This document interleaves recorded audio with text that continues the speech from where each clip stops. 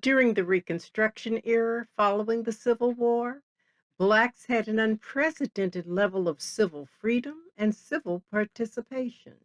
In the South, for the first time, former slaves could vote, hold public office, and contract for their labor. However, at the end of Reconstruction in the 1870s, those freedoms began to narrow.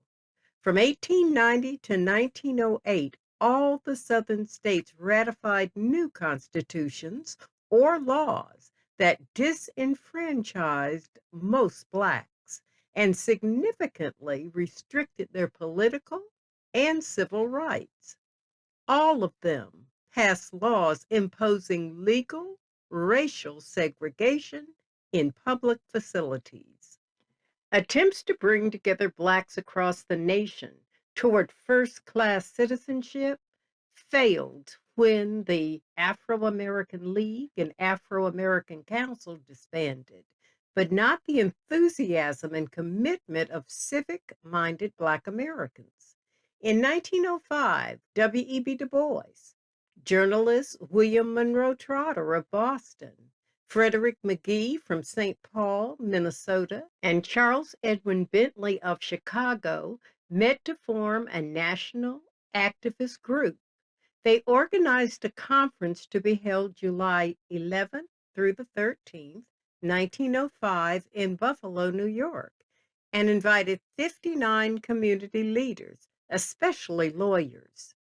Because of friction between followers of Booker T. Washington, called Bookerites, they anticipated disruption at the meeting. Therefore, they secretively planned to relocate to Niagara Falls, Canadian side of the river, and were successful.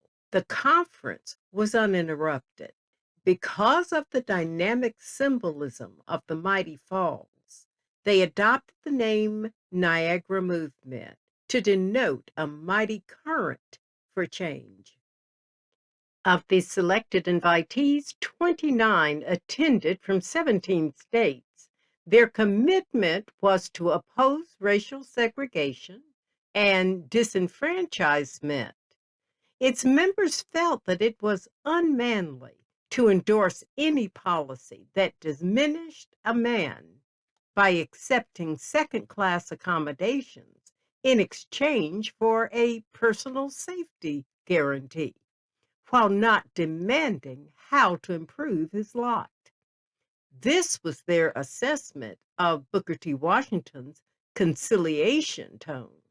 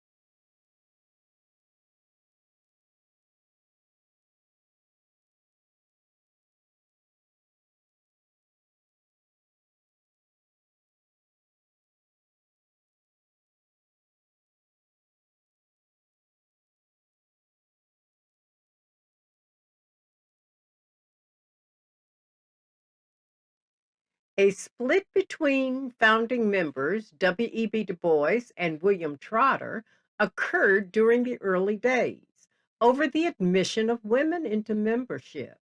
Du Bois wanted to accept women, while Trotter preferred management by men only. As a result, Trotter left the organization to establish the Negro American Political League. Wives and other female activists did join, working under the leadership of women such as Mary Church Terrell, Ida B. Wells Barnett, and Frances Watkins Harper of the National Association of Colored Women, who were also opposed to racial segregation and advocated for women's rights to vote and anti lynching legislation. In 1906, there were several proposals floated in the black press that the movement be merged with other organizations. None of these proposals got off the ground, with the only substance being a meeting between the movement's Washington, D.C. chapter and members of the Bucharest National Afro American Council. But lacking financial and political backing, the Niagara Movement did not receive support from the Black press, making it difficult to publicize its mission throughout the United States.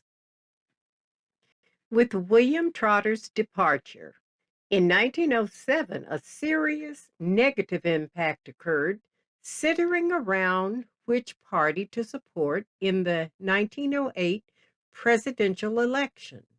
Du Bois endorsed Democrat William Jennings Bryan, but many Black Americans did not want to break with Republicans and supported William Howard Taft. Taft won with significant Black votes. At their 1908 annual meeting in Oberlin, Ohio, there were clearly fewer participants than expected. This was attributed to disunity and apathy, which doomed the Niagara Movement. The Niagara Movement disbanded in 1910.